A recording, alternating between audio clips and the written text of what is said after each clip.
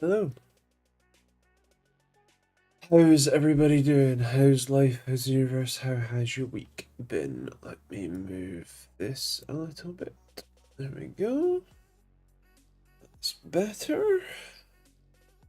Hello. How's things? How we doing? Let me close that one. Look at that one. Good. Good. Oh, I'm tired and we've not even started yet. What a surprise. Yeah. How's everybody doing? How's things? Hello, Joe. Good to have you. How am I doing?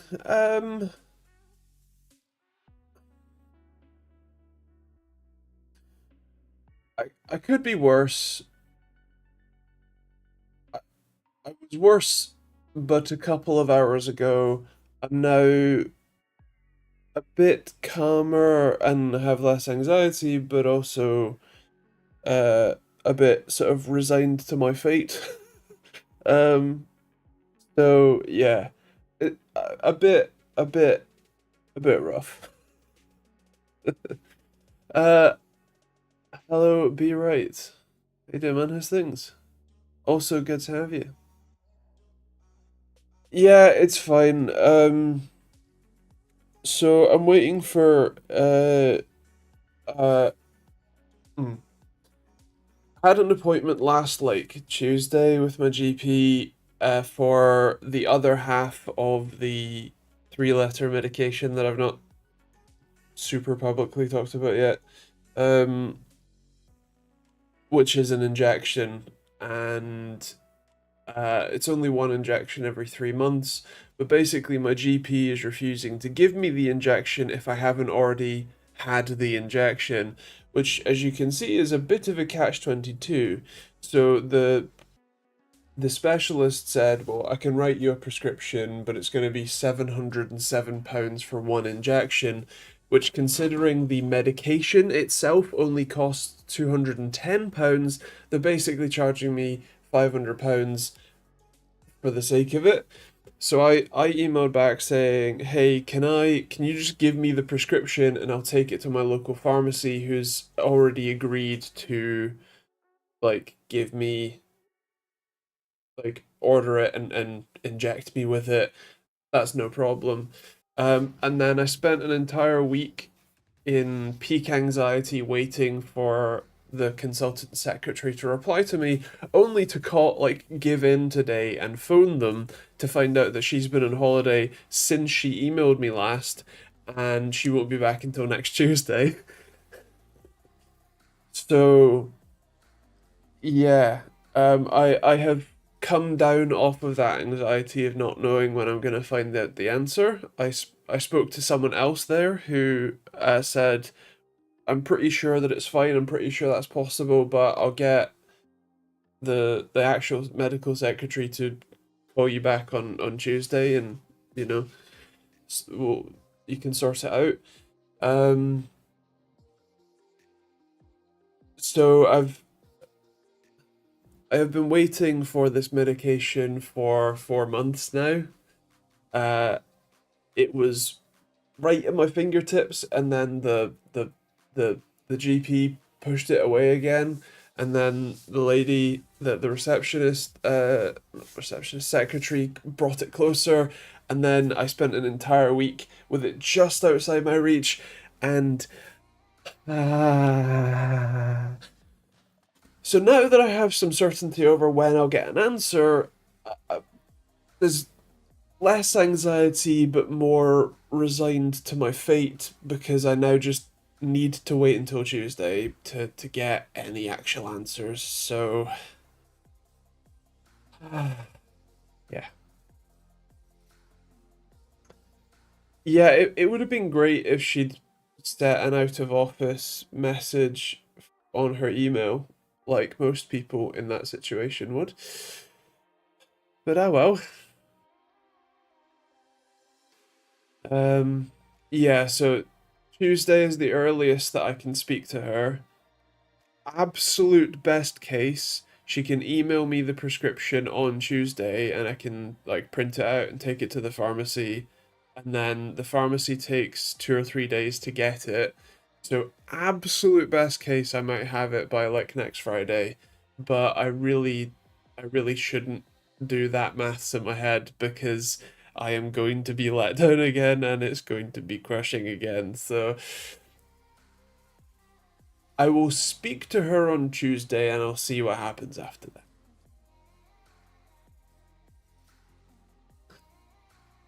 Hello Simon. How you doing? How's things? And how's everyone in the chat? How are you guys doing? How are you, Joe? How are you, Simon? How are you? Monsieur Right.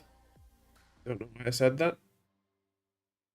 I'm a bit delirious from like a whole week of anxiety and coming down. I was also napping like 15 minutes ago, 20 minutes ago. So yeah, I'm still kind of waking up and apparently going crazy. Hello, John. Just got over work. Wanted to say hope you're well, but I'll go with glad you're not perished. Yep. So you'll see her next Tuesday. Yes. I forgot that I it's Easter because when you're self-employed, holidays don't matter. So yeah, I forgot that it's um Easter. I forgot. Wonderful, wonderful. I'm good. Workshop's almost finished.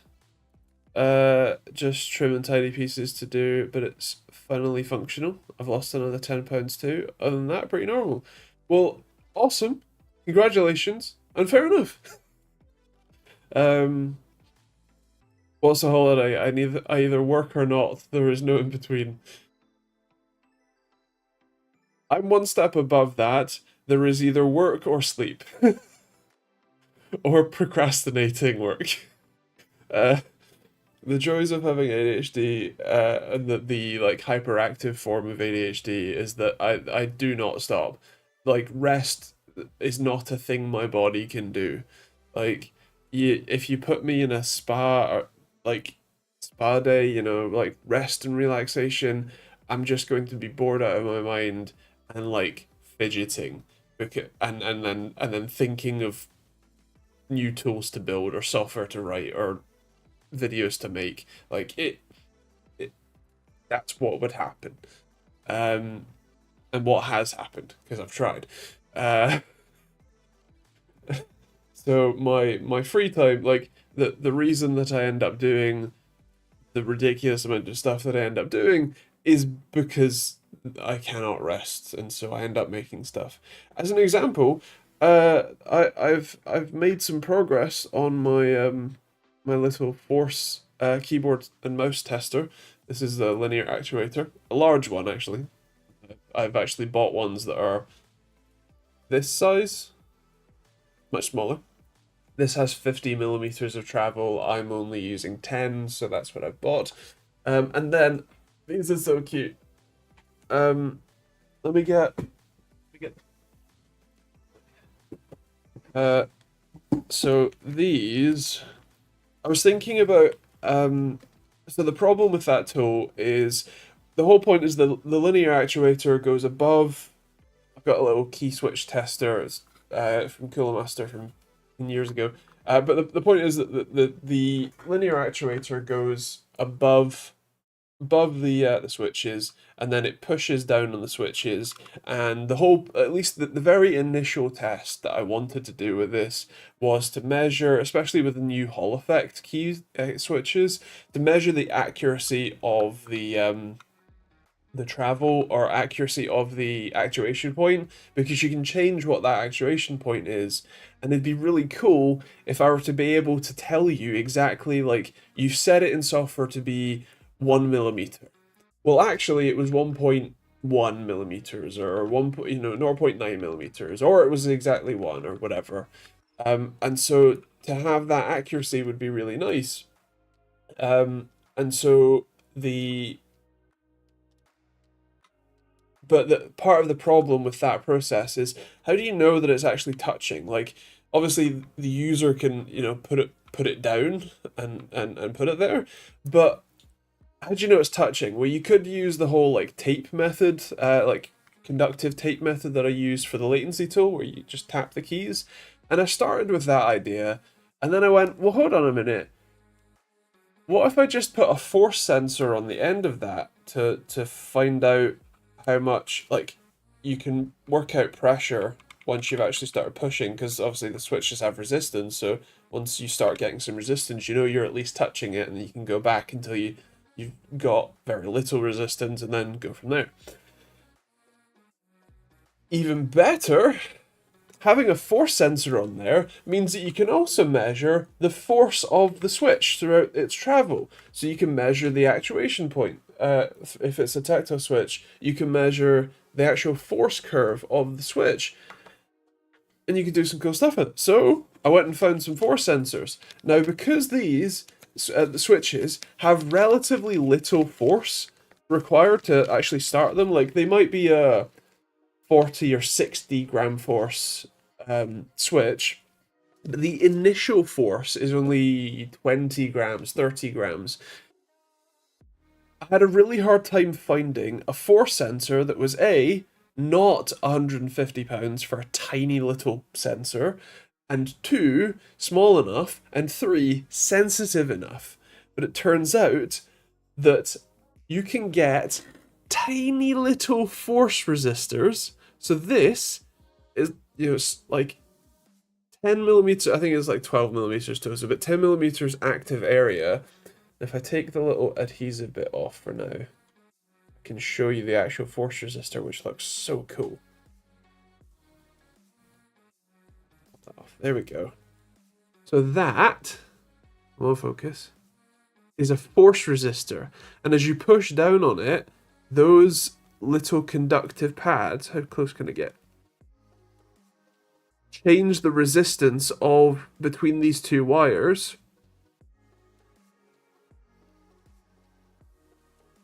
And you get a force reading out of it, which is really cool. And so these are going to go on the end of the linear actuator. And actually the one that's cooked up to my breadboard right now, I 3D printed a little dome on the end. See that? That's stuck on there. So that dome means that all of the force from a single point is translated to the whole surface area, which means no matter where you push on the switch, it'll push on a single point, which affects the whole area, so you get an accurate reading. And at least in my testing thus far, which is obviously clearly in the earlier stages, it works. It's working well. It can measure a suitable amount of force for those switches. And so the really fun thing is that you can then do stuff like mouse switch testing as well. So you can test the pre-travel of mouse switches, the total travel. You can also do mouse sensor accuracy, because you can feel how the mouse is adding some amount of resistance to push it. Or very least you can just put it on the end of it and push. And technically the glide force will be included in that, so yeah. That's pretty cool. Hello Simon S63. How you doing? With my luck I'd end up with a spa day and just getting some groceries. Nice, nice. Hello Ish. Looking forward to this one too. I'll be ordering one to add to my little arsenal of your testing kits. Awesome. Well, as always, I design these tools because I want them. Like, I have been reviewing a bunch of Hall Effect and now TMR keyboards, and especially one, the Corsair one, the K70 Max or whatever it was called.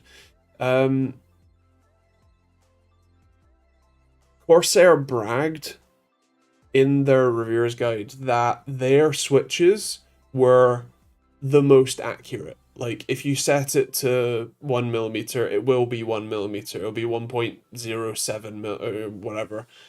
Whereas competitors are like 0.9 or 1.2 or like considerably off the accuracy. Now, personally, does it matter? Nah. But because you can just adjust it to wherever it ends up working for you. But it would be great to be able to test that. So yeah, that's what I'm building. So it should still be able to do latency for the keyboards and mice, and sensor latency for mice, and then it will do actuation force and actuation point,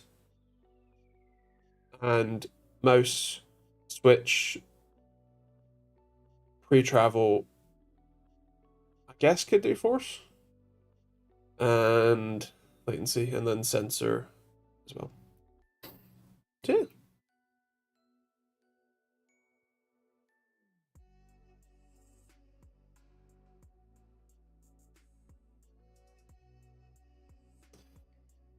Hello Ish, how you doing? How's things? Good to have you.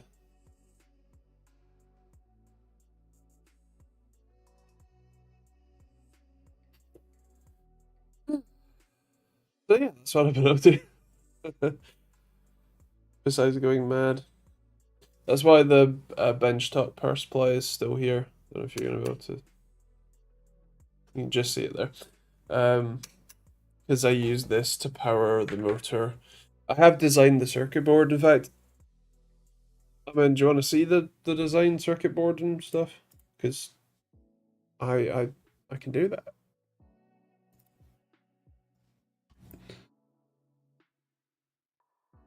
Let me just load up Fusion as well.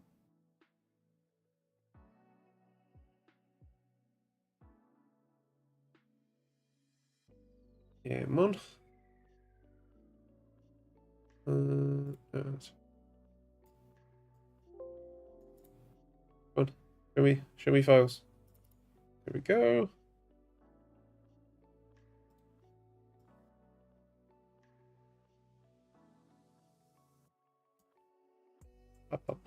That one. That one. Right, there we go. So this is the circuit board I've designed thus far. It's absolutely tiny. Like this is the USB-C port. Like that's that.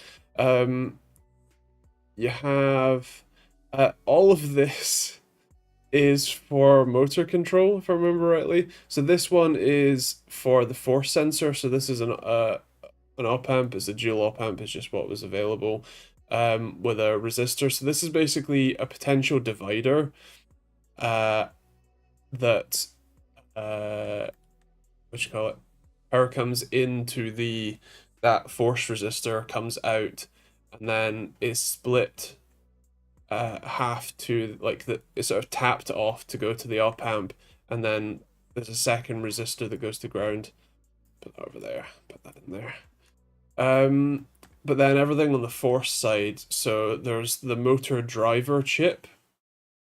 There is also a current shunt, which is this one, and then a current shunt monitor and a 10 volt or 9.7 volt, I think, with the settings the resistors that I've got, regulator. So this generates the 10-ish 9.75 volts that the motor uses, with then the current shunt to be able to monitor the voltage and the currents going to the motor, which will be useful to make sure that the measurements that I am taking from it are accurate, because the motor speed depends on the voltage that it's running at. Are the black traces grounds? So everything that's in blue is well, on the back. So this is the back side of the board. The black is just empty non-copper space. The whole bottom of the board is ground. So you leave all of the copper on the bottom of the board as a ground plane. And then everything else, like any traces that you have to run on the bottom that don't connect ground. So for example, this LED trace has a clearance margin around it. And the same for this. So this is 3.3 volts. This is running on the bottom, so you don't want that there.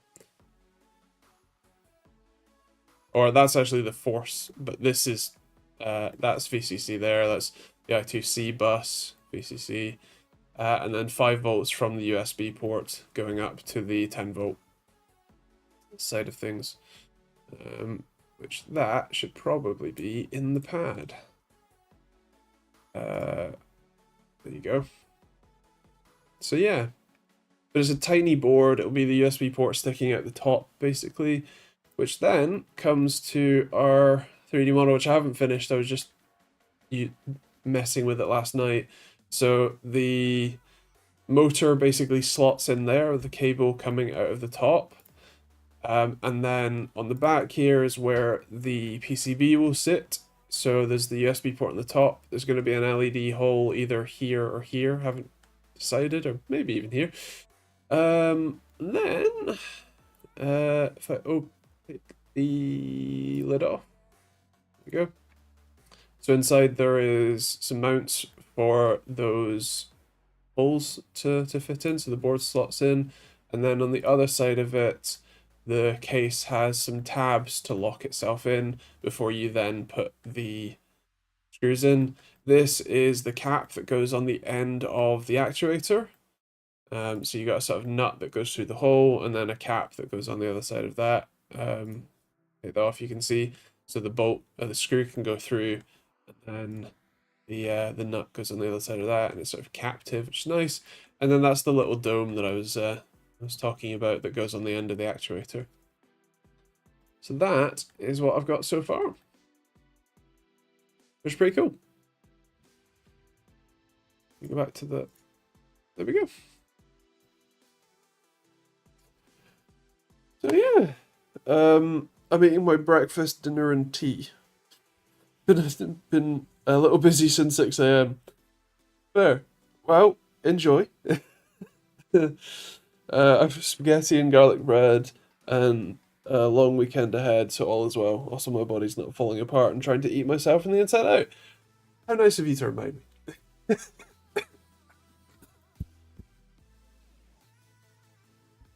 Anyway, another quality tool from TechteamGB. Well, hopefully. That's the aim anyway. The motor driver that I have, that I'm planning on using on that PCB is the single motor driver version of the dual motor driver that I have on my breadboard here.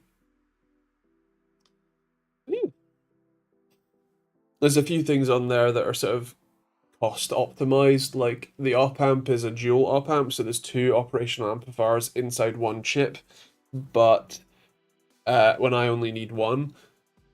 That's also because it is a basic part with the JLC PCB, so they don't charge a setup fee per board or per component for that one, and it's also crazy cheap, while still meeting all of the specs that I require of it. So yeah, pretty cool.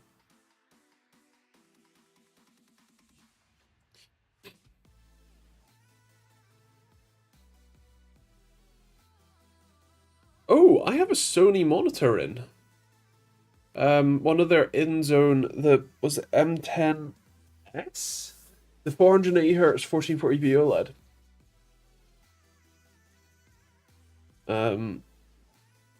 I haven't checked it out yet. I'll be starting that next week. I wrote another video essay on the third x86 CPU maker you've never heard of. Which is actually really interesting because I go through the history of Cyrix, Centaur Technologies, VIA, S3 Graphics, and then Jiaoxin. So, yeah. And I apologize for my terrible pronunciation of all of the Chinese code names that Jiaoxin uses, but I'm doing my best.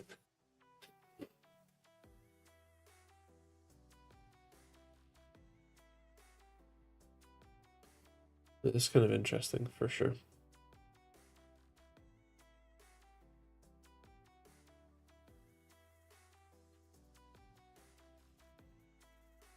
Cyrix, are they still a thing? I think I stumbled across them the other year.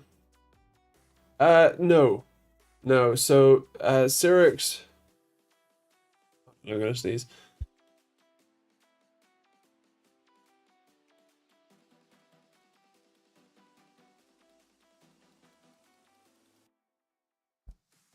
Better. So, Cyrix, were founded in 1988, I think, um, in Texas, uh, from a group of Texas Instruments employees, because all companies in the tech sector are formed by a group of employees from their own company, like from a tech company. Um, they were they merged with National Semiconductor in 1997, and then they were National ran them into the ground, and so by 1999 they wanted to get rid of them, so they sold uh, the CPU division of National, aka Cyrix, mostly, although National kept the Media GX chips. Anyway, to VIA, who then essentially sold the CPU department to the Shanghai government in 2013.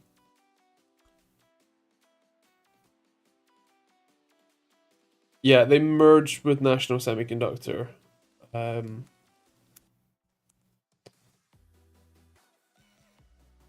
how about those 5060 releases? Oh yeah, forgot about that. I think so did most people. Um, yeah, I watched a couple of the reviews of at least the 5060 Ti. That's the one that's actually out, or announced, well, available, whatever. Yeah, like the fact that it's not much faster than the 4060 Ti that I bought a month or two ago now, is rough. Like at whatever 1440p, it's a couple of percent faster. Like, come on. But then again, what do you expect when the 5090 is not that much faster than the 4090? And a whole lot more money. But how about them AIs? Oh dear.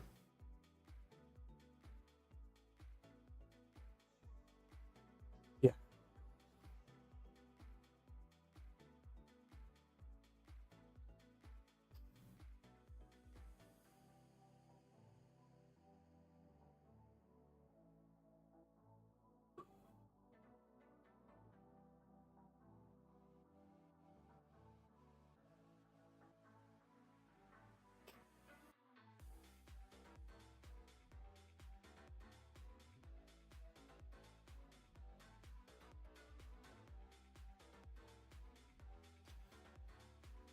They're focusing too much on AI.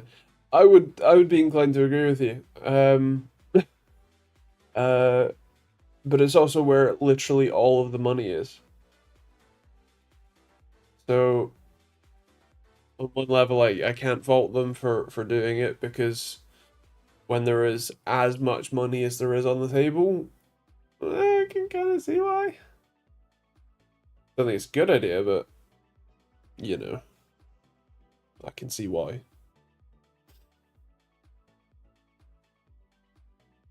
AI is the new blockchain.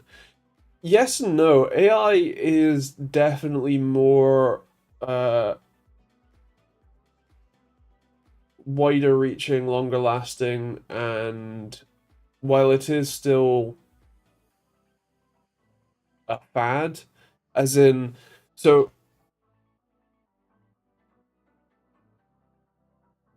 all technology sort of goes in cycles, depending on how much substance there is to the cycles, depends on how it, it's kind of like uh it's kind of like viruses, like COVID is as an example, but you know the flu, the cold, common cold, that sort of stuff. Um, Initially, there's a lot of excitement is the wrong word, buzz. There's a lot of energy about it because it's new, it's potentially dangerous, it's potentially whatever. And then depending on how much substance there is behind any given technology or to use metaphor virus, um, depends on how pandemic or endemic it becomes. Computers, as an example, before we had widespread home computers and office computers, you were doing maths by hand or with specialist calculators. You were taking notes by typewriter or pen and paper, and there was just a limit to whatever, right? But as computers became a thing, they were incredibly expensive, incredibly like hype driven. There was a lot of excitement, fear. Computers are going to take our jobs, and then they became endemic to our society. They became the thing we all use to do a wide array of tasks.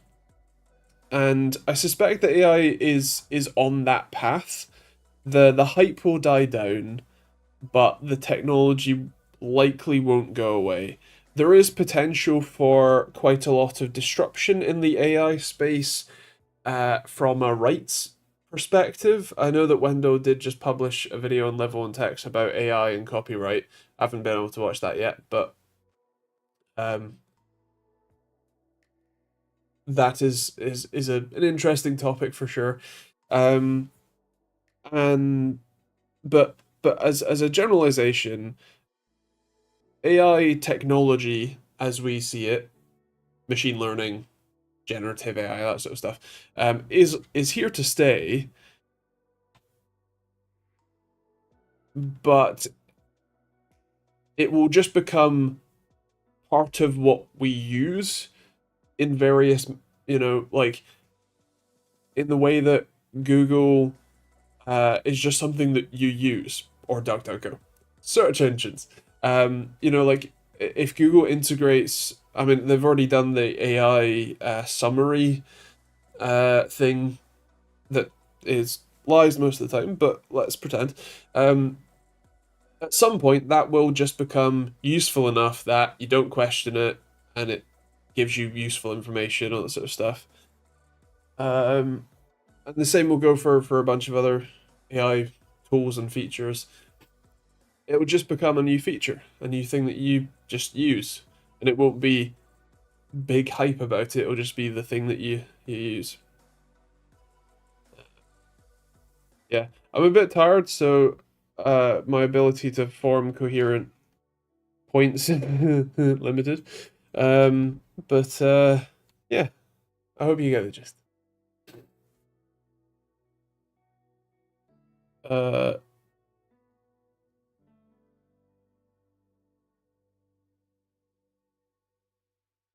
Fair play, Joe. We'll check it out in a bit. Hello, Jim. Hello, Chris. Hello, Essentialist. How you guys doing? My dad still doesn't trust his phone taking notes. He goes out of his way to get pen and paper. Well, fair enough. Um, Fair enough. Each to their own, I guess. Yeah. It's mostly super smart plagiarism with no knowledge gain. Yeah, well, I think that the kind of funny but stupid thing is that at least with large language models as an example, you can get them to get to do well, but you need to write the prompts in a very particular way. Like getting them to pretend that they are, I don't know, like you want to ask them a medical question, don't just ask, "Hey, what do these symptoms mean?"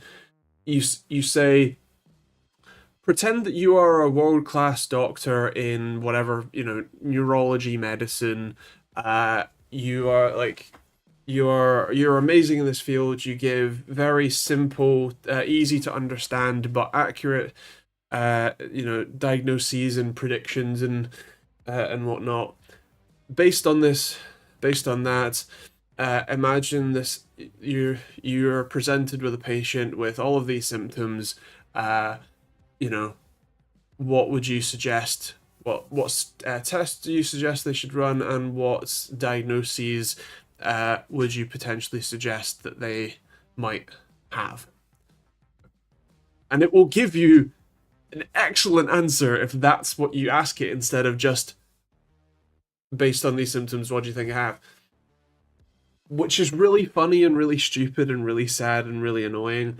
But it works, and so if you can build tools around, like you can build tools to take that work out so that you can just ask it the questions, and essentially make it useful, but still.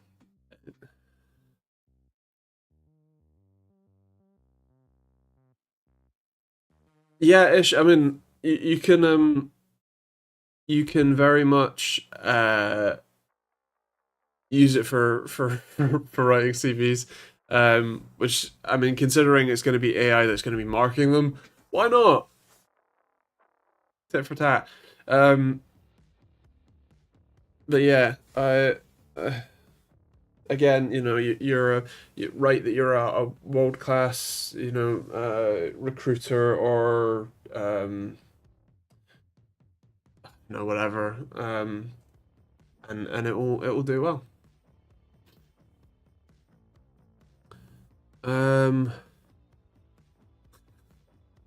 Go for it, Joe. I was discussing how cars evolved. Gone are the days of repairing it yourself. Now, basically, you need to go to the dealer for repairs due to the amount of computers on board. Uh, yes and no, with a few asterisks. So, you definitely, like, with the right tools, of which there are often third-party versions. Like, I have two different third-party tools to work with all of the computers in my car, right? Um, yes, you kind of need specialist tools. Yes, it does make it more difficult, but I can do basically like almost everything that a dealer can do with essentially either one of those tools. Whether I need to or not is more a regulatory problem rather than a technological problem, because like if the automakers were required to make their like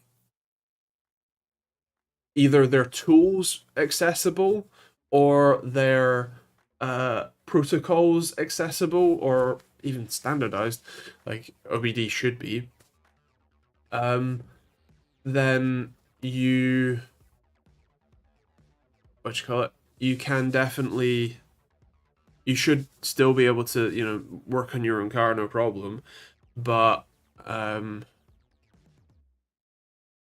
yeah, I'm tired. My brain shut down.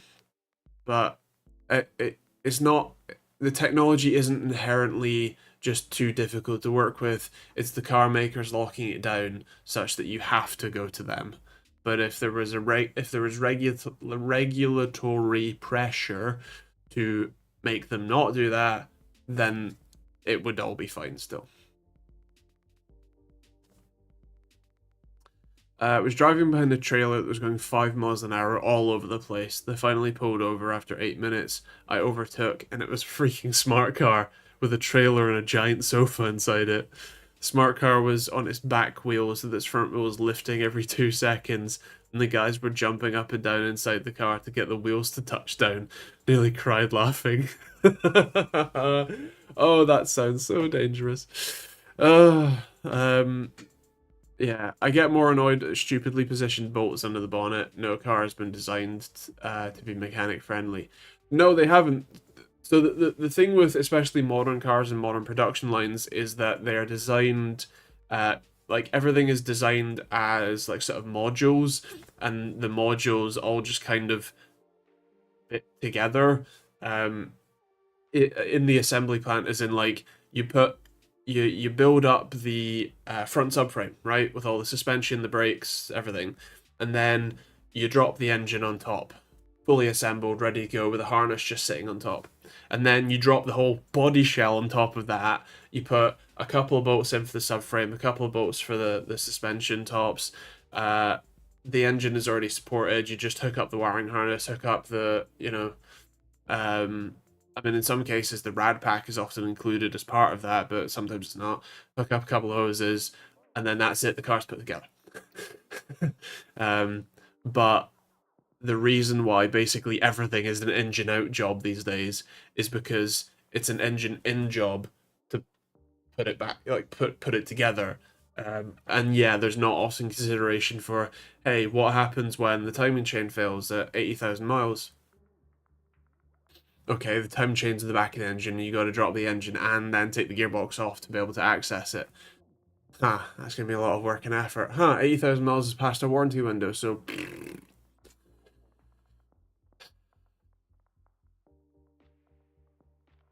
More to the point, who fitted a smart car with a tow bar? No, it's not smart, no. I did, Super Fast Matt on YouTube.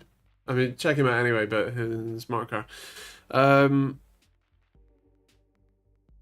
Love eating microplastics. I have many jokes, but they're not safe for work. The only engine out job on my MG is to change the clutch or gearbox. Nice and easy to remove everything. Just a shame half the bolts are rusted in. Yeah, I really want to get one of those induction heaters for bolts. And they're not that expensive. Like, they're between £100 and £200 for apparently a reasonable one. So I really should. It would save so much pain, hassle, and fucking heartache. For those that don't know, an induction heater is much like an induction hob.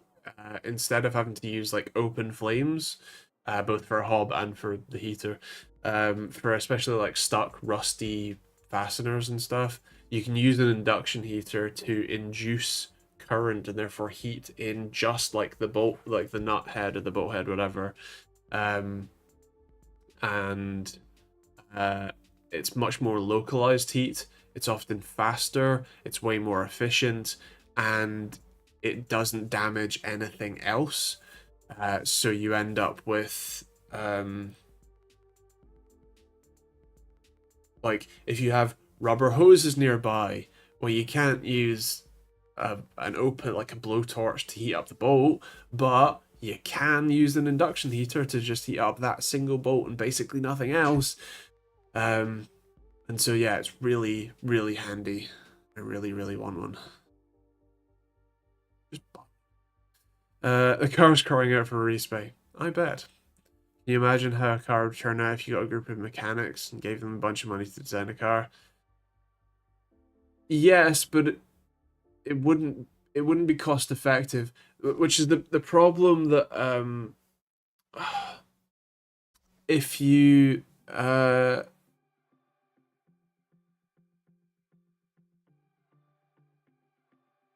it's not like the car companies do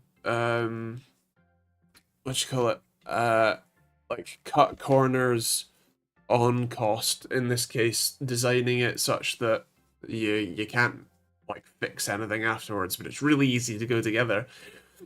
The reason they do that is to make it such that they can sell the car at as low a price as possible while getting as much profit as possible.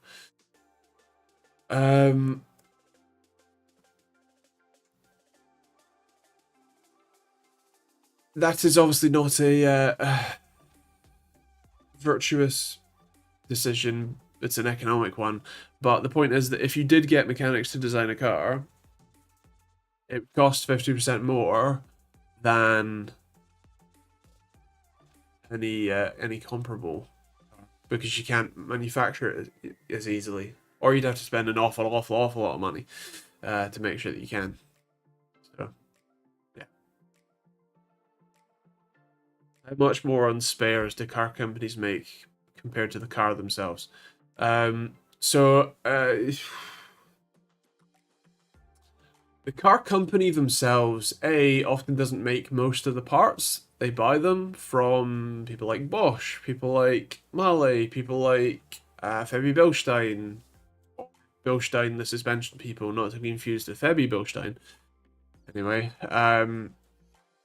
Lemford or and all of the other ones. Pagid for braking. TRW for calipers. I'm gonna shut up. Brembo for calipers. Shut up. But they do often make a profit on those when they sell them as well. But the car companies themselves are the ones who are making money. The dealerships, who the car companies do not own, those are not making money because they basically require you to service the car with them for them to make any money, which is why it's so expensive. But also that means that people don't service the car with them, because they often don't make any money or very little money on a car sale. Like, maybe if you finance it, they might make some money. Like it. The business of being a car dealership is kind of rough. Not to say poor car dealerships, but you know, the margins are pretty thin for the dealership. The margins are fat as hell for the manufacturer, but still. Imagine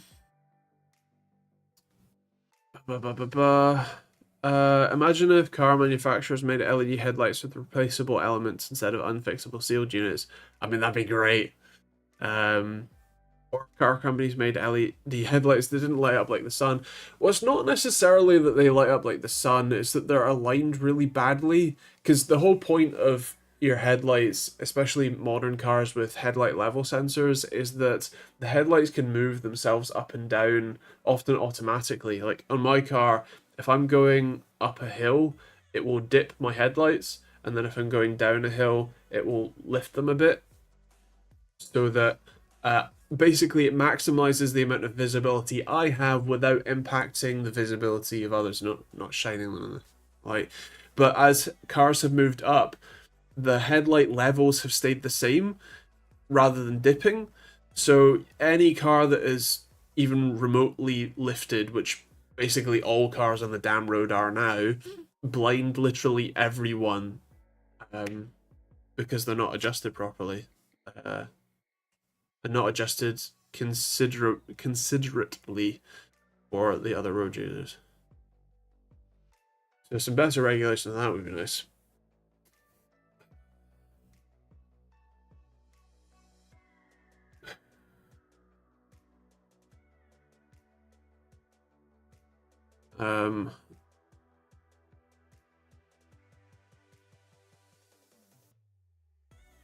My LED headlights are just over $1,000 for a new one if they fail.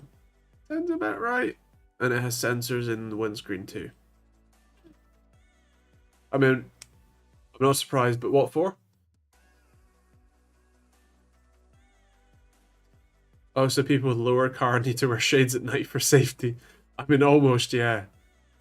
As someone who drives a normal height estate, actually, it's not a particularly low estate either.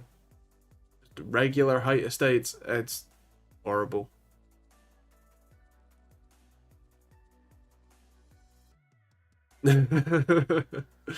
uh, yeah, yeah, fair.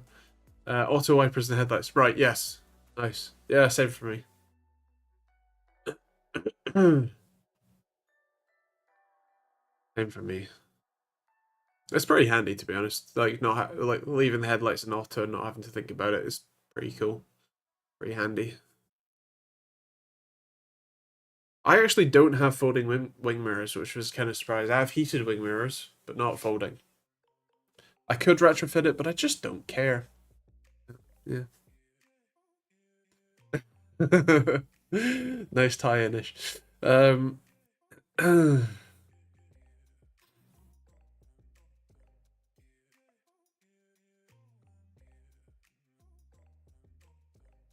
OTDC Top Data Center did a video on budget tools a while back, seeing if they're any good or not, including that induction heater. Yes, I know. That's why I was referencing it.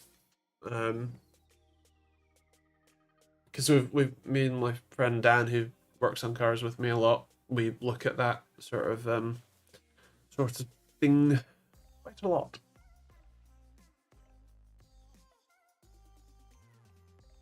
I suppose you could say that, yes, Chris. It is an normal height estate car with non-folding wing mirrors but heated wing mirrors.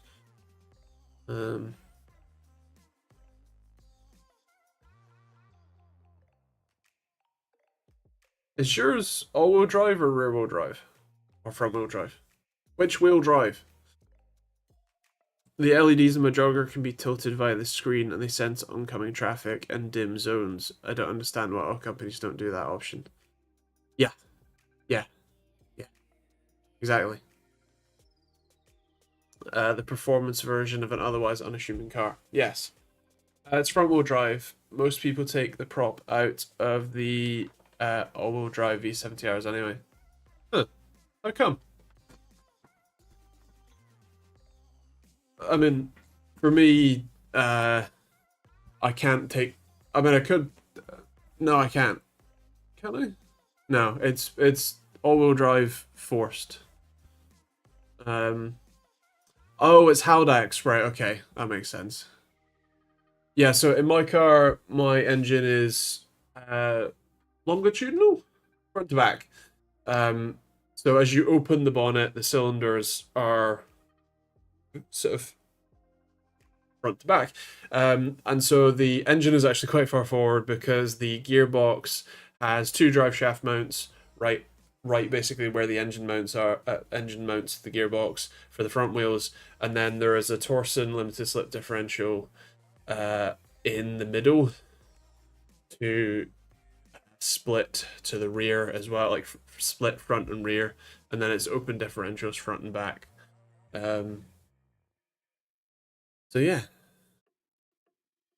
and it's 40-60 front to rear default and up to 80-20 either way, I think, in terms of a power split. Yeah.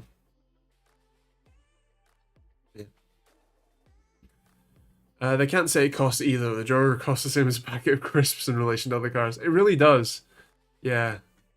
I mean, part of what makes the jogger and other Dachas affordable is that A, they're parts bin cars from Renault. So Renault designs a new Clio, a new Megane, a new Espace, a new whatever Captur or whatever. And then they just take all the parts that they've already designed for that car and stick them on whatever Dacia they fancy. And then part of it is also volume. Renault sells tens of thousands, if not hundreds of thousands of those joggers, as an example, every year. And so when you're making that many of something, it's a lot easier to price it compared to, I don't know, say BMW or someone who's selling considerably fewer overall. I could technically convert the Volvo to all-wheel drive if I really wanted to, but it just isn't worth it. Fair enough. I think I was technically the same with the S40. There was one all-wheel drive version of it somewhere. But I just couldn't be arsed to work that out.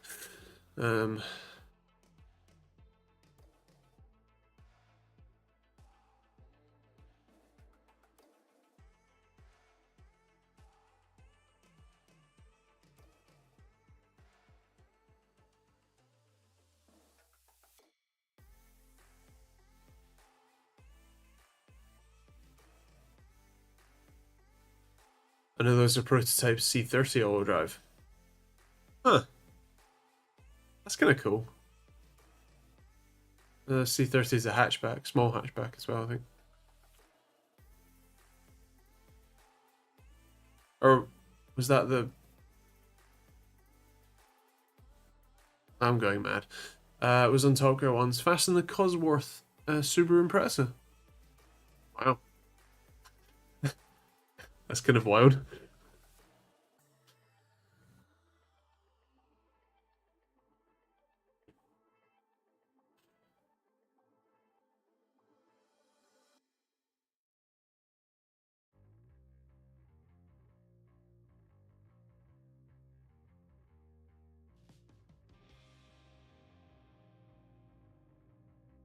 I've actually got a couple more monitors from Acer coming. One of them is their Spatial Labs one, the sort of 3D, which I think will be interesting to see in a on a desktop form factor, because I know that they had the Spatial Labs laptop that I don't think really worked for me. So it'll be interesting to see how that translates to the desktop. And then I also got the 49-inch super ultra wide mini LED. So that'll be interesting too. Don't know how I'll fit it in here, but oh well.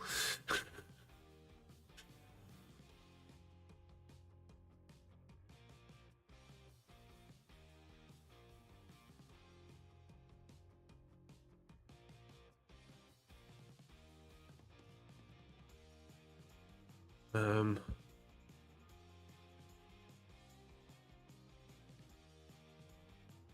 oh, nice. Is that OLED or IPS or VA or what?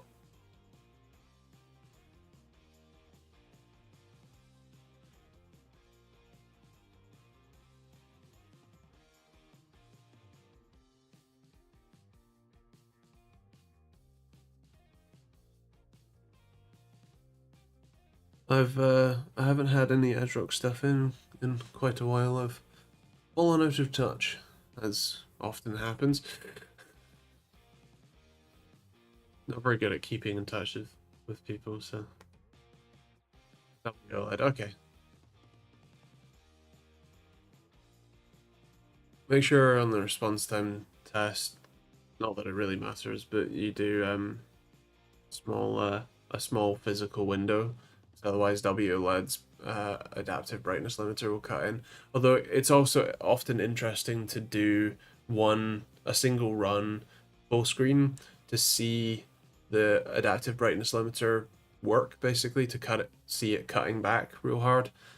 Um, so yeah, there you go.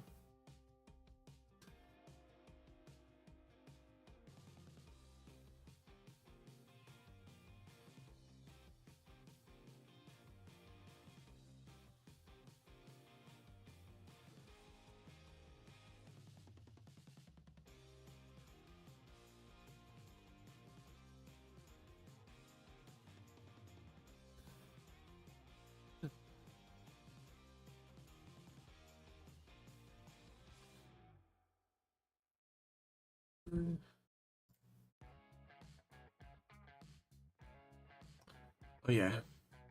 So tomorrow you'll see a smart home networks comparison, and Monday I have a really weird gaming mouse. Weird in a like um, confusing choices kind of way, rather than like a funky design or something. Um, but yeah, I think I'll be interested to hear what you hmm, think of that. Mouse. We'll see that Monday, and then what else was it? Oh yeah, another keyboard, and then video essay, and then a whole bunch of monitors. See you, Simon. Apparently, mice are too expensive in Iceland. I mean, I'm not that surprised. Um, but there. Uh, be sure to give you a message when testing it to show you the results and see if I can change anything. Yeah, cool. No worries. Um, fair play, Chris. I will likely have forgotten that, but fair enough. Yeah.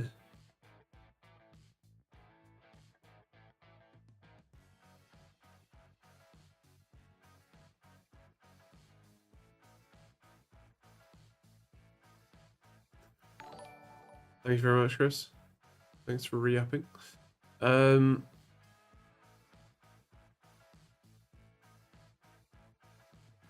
worries, Joe. Catch you next week. And yeah, to be honest, I'm gonna head off too. Hope you all have a wonderful week. Hope you all stay safe. Hope you all have fun. And yeah, see you tomorrow for a video, Monday for a video, next week for a stream. Bye.